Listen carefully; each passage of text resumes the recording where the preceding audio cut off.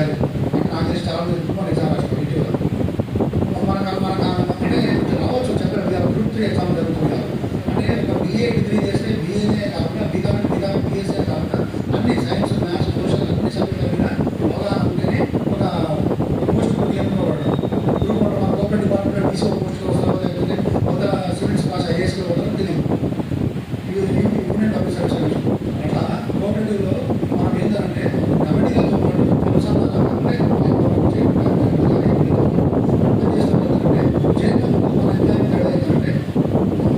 వాళ్ళదైనా మాట్లాడతారు, వాళ్ళదైనా ప్లేస్ అక్కడ మార్కెట్ చేయాలి. వాళ్ళు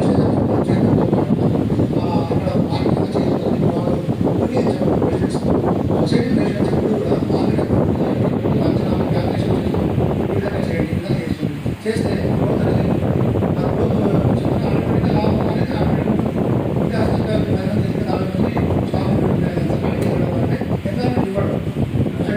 ఇదే మా నలుగురు అండి, మా నలుగురు అక్కడ నలుగురు డిసైనర్స్ వాళ్ళు కూడా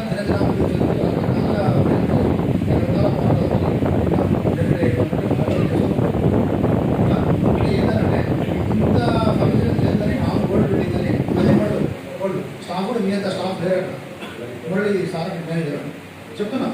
అంటే ఒక దానికి మనము దాని గురించి ఆలోచించి మనం కూడా ఈరోజు చేయగలుగుతామా లేమా అంచనా వేసుకోవడం.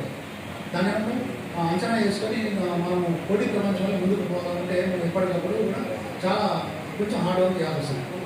హార్డ్ వర్క్ చేసే క్రమంలో మనం ఇష్టపడి పని చేయాలి, అంకిత భావంతో పని చేయాలి, తర్వాత ఎప్పటికప్పుడు అప్డేట్ కావాలి.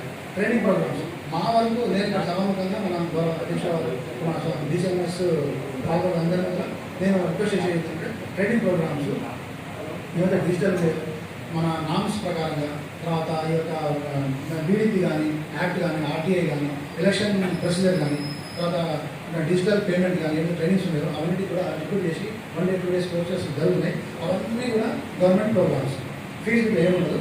గవర్నమెంట్ అంటే మా ద్వారా మీకు ఒక రాష్ట్రానికి ట్రైనింగ్ అవార్డ్స్ ఇస్తాం, కోర్స్ మెటీరియల్ బుక్స్ ఇస్తాం, తర్వాత మీకు భోజనం వసతి అనేది ఉంది. మా దగ్గర హాస్టల్ అనేది 30 మందికి గవర్నమెంట్ అనేది ఉంది.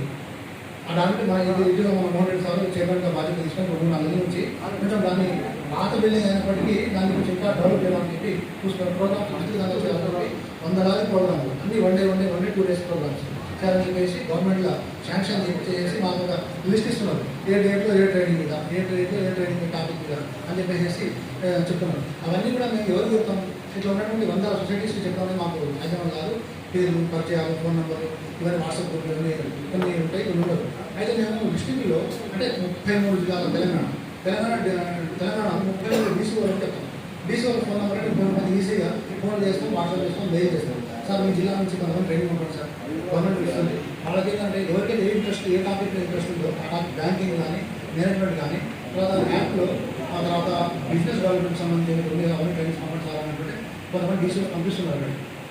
అది ఆ ట్రైనింగ్ ప్రోగ్రామ్స్ కూడా పంపించాలని చెప్పి మన సభాముఖంగా పాల్గొనడానికి నేను రిక్వెస్ట్ చేస్తున్నాను. అలాగే మీరు కూడా మీ తోటి కలీగ్స్ ఎవరైతే మీ తోటి సొసైటీ ఎంప్లాయీస్ ఉంటారో, ట్యాక్సే కానివ్వండి, తర్వాత వేరే సొసైటీస్ డైరీ స్పెషలిస్ట్ కూడా రావచ్చు, లేబర్ కాంట్రాక్ట్ పబ్లిక్ సర్వీస్ కూడా రావచ్చు. అట్లే అట్లేం లేదు.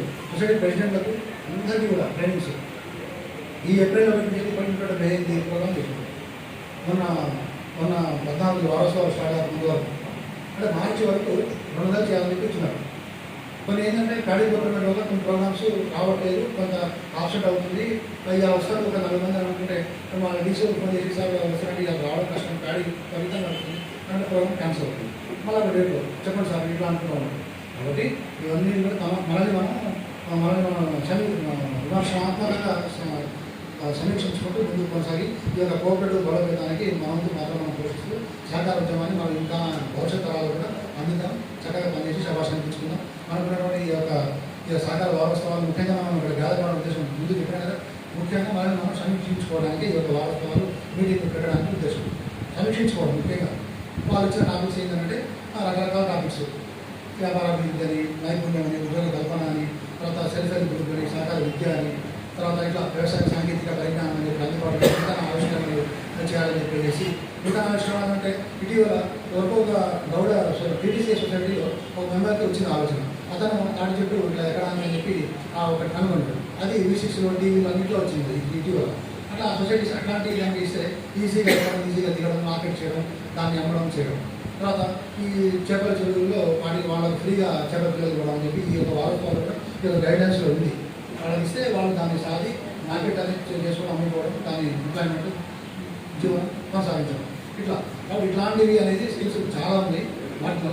అయితే మనల్ని మనం నిజాయితీతో నిలుచుకోవడం అని చెప్పి వాళ్ళు చెప్తున్నారు కాబట్టి ఆ విధంగా తీసుకెళ్ళి భవిష్యత్తు అందియాలి.